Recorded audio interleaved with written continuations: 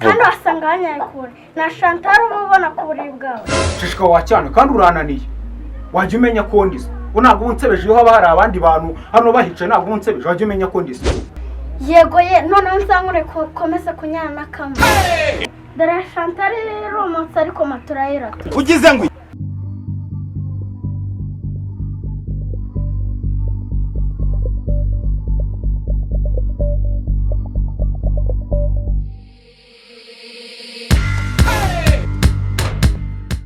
Yesu Kristo watowe mufugaza abantu 5,000 namazi ukayendura divayi nanjye ifunguro rya mbere tubembonye kandi ngitira kurama yo kurare ugize ngo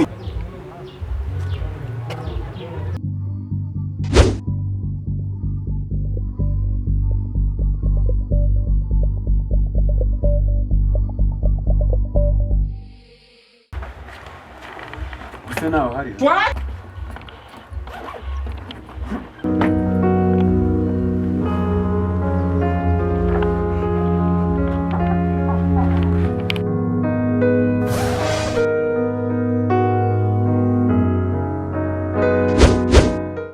rwose wikikanga bijyana umvanira ahandi abirambye kino cyane ko numva kivuga nk'icyo mu gikoma cyavuga kandi mbona ari icyo mu bijumba apo reka nigende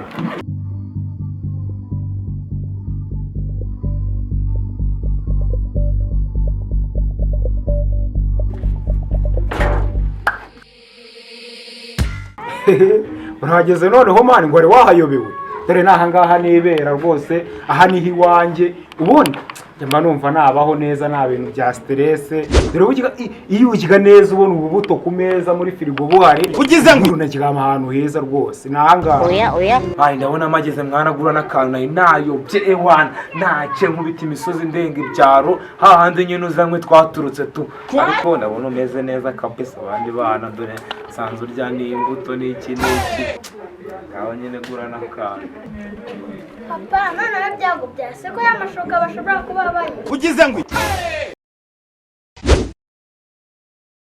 amashuka y'ise bros gacuruza amashuka se sinabimenya ma ngasanga ko mu cyaro sura kibagiwe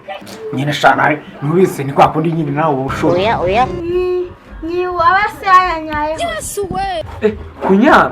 kunyara ese bro wanze gutatira igihango